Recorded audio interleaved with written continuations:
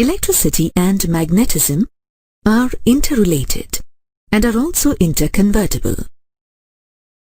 Let us look at a few examples. In this setup, an electric current passing through a conductor produces a magnetic field, which can be observed through the deflection of a magnetic compass needle placed near the conductor. This proves that moving electric charges produce magnetic fields. Electric motors work on this principle. However, in this setup, we see that an electric current is induced in a closed coil when subjected to a changing magnetic field. The phenomenon in which an electric current is generated by varying magnetic fields is called electromagnetic induction. Electric generators work on this principle. We will now discuss and learn about 3 experiments by Faraday and Henry relating to electromagnetism. In the first experimental setup, a coil is connected to a galvanometer. When a bar magnet with its north pole facing the coil is moved towards or away from the coil, the galvanometer needle deflects to the right and left side of 0 reading respectively, showing the presence of a current in the coil. Now, let us see what happens if the south pole of the magnet faces the coil. The galvanometer needle deflects to the left side of 0 reading as the magnet approaches the coil and deflects to the right when the magnet moves away from the coil, showing the presence of a current in the coil. The galvanometer needle deflects only as long as the bar magnet is in motion. Once the bar magnet comes to rest, the galvanometer needle settles down at 0 reading, indicating that there is no current in the coil. From all these observations, we can conclude that whenever there is relative motion between a bar magnet and a coil, an electric current is induced in the coil. In the second experimental setup, there are 2 coils. Coil 1 connected to a galvanometer, coil 2 connected to a battery. Due to the steady current in coil 2, a steady magnetic field is set up around the coil 2, and this magnetic field is also linked to the coil 1. When coil 2 is kept stationary and coil 1 is moved towards coil 2, a current is induced in coil 1 and the galvanometer needle deflects to the left of 0.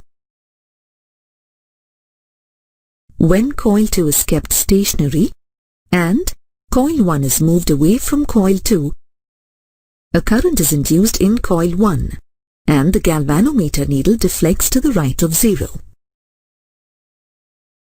If we keep coil 1 stationary and move coil 2 towards coil 1, a current is induced in coil 1 and a deflection is observed in the galvanometer needle to the left of 0. Now, if we keep coil 1 stationary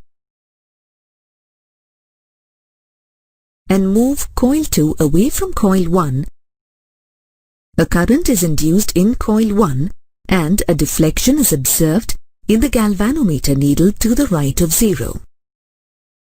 From all these observations, we can conclude that whenever there is relative motion between a current-carrying coil and a closed coil in which a galvanometer is connected, a current is induced in the closed coil.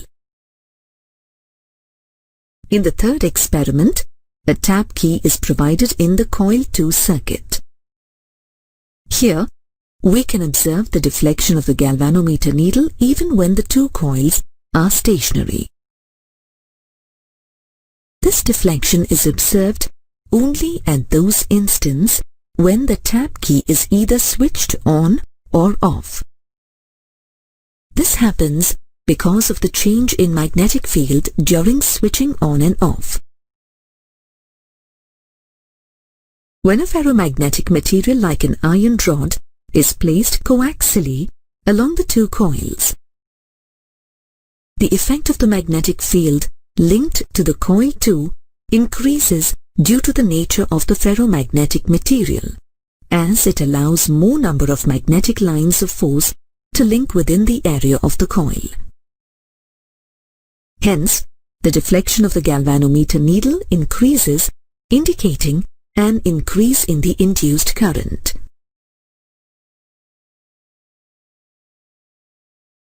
Before attempting to understand Faraday's law of electromagnetic induction, we should recapitulate the terms used in electromagnetic induction. These terms are representation of a surface area by a vector A, uniform magnetic field B, and magnetic flux phi B. The area of a plane surface is represented by a vector A drawn along the outward normal to the plane surface. In the case of a curved surface, the surface area is split into very small areas, and each is approximated to a planar area.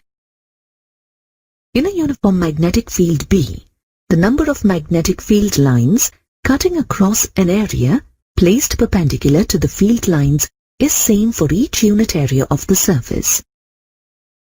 If a plane of area A is placed in a uniform magnetic field B with its area vector A, making an angle theta with the magnetic field, then the magnetic flux phi B through the area can be written as phi B is equal to B dot A, which is equal to BA cos theta. Let this be equation 1. Magnetic flux phi B can be varied by changing any one or more of the terms B, A, and theta. The SI unit of magnetic flux is Weber or Tesla meter squared. Magnetic flux phi B is a scalar quantity. When the magnetic field has different magnitudes and directions at the various parts of a curved surface, the magnetic flux through the curved surface is computed by extending equation 1. Phi B is equal to B1 dot dA1 plus B2 dot dA2 plus and so on, which is equal to sigma all Bi dot dAi. Let this be equation 2. So far, we have recapitulated the terms used in electromagnetic induction. Let us now learn about Faraday's experiments where we use these terms.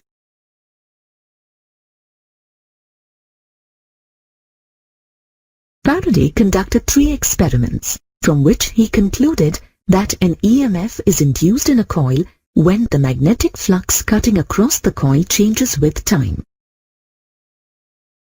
In the first experiment, Faraday observed that the relative motion between a magnet and a coil changes the magnetic flux across the coil. This change in magnetic flux with time induces an EMF in the coil. Similarly, in the second experiment, he observed that the relative motion between the two coils, one carrying a current, changes the magnetic flux across the coils. This change in the magnetic flux with time induces an EMF in the other coil.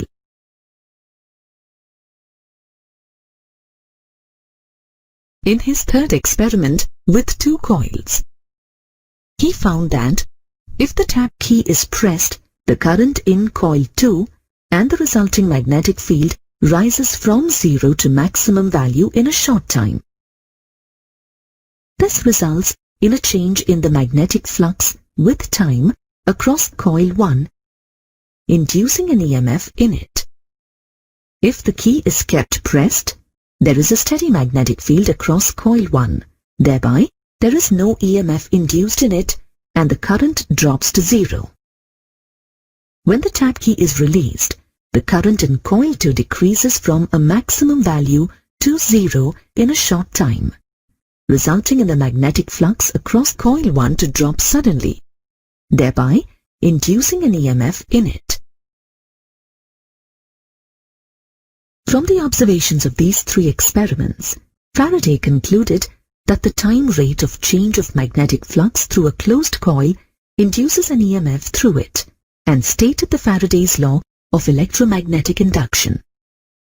The magnitude of the induced EMF in a circuit is equal to the time rate of change of magnetic flux through the coil.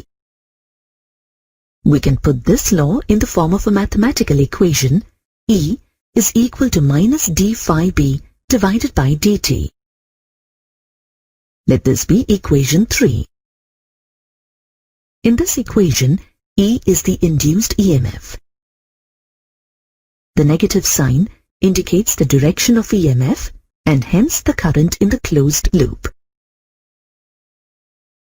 When n number of turns are closely wound to form the coil, the change of flux with time for each coil is the same, and we can write for the total induced EMF as E is equal to minus n into d phi b divided by dt.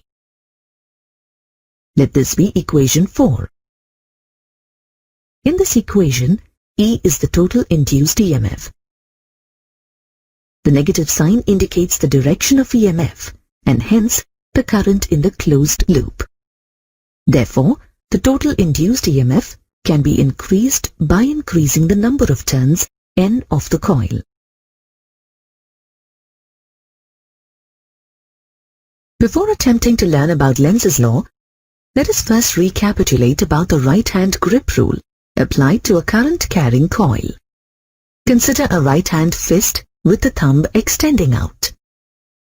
If the fingers are wrapped in a circle pointing in the direction of the current through the coil, then the thumb points towards the end of the coil, indicating the North Pole.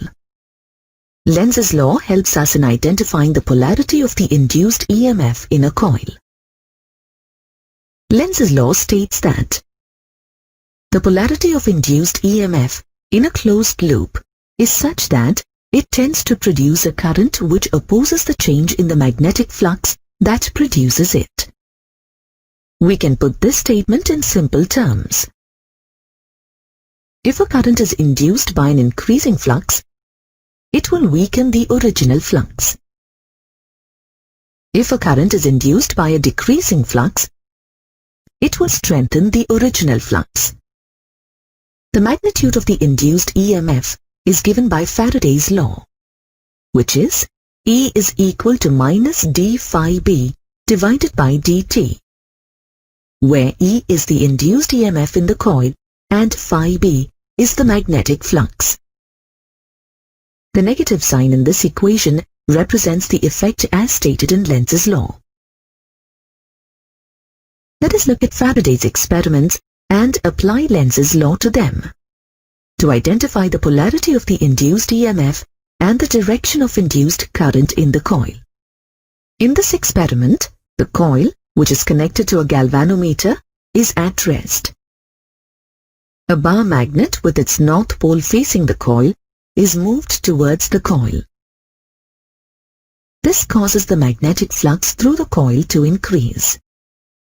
A current is induced in the coil which opposes this increase in flux. The induced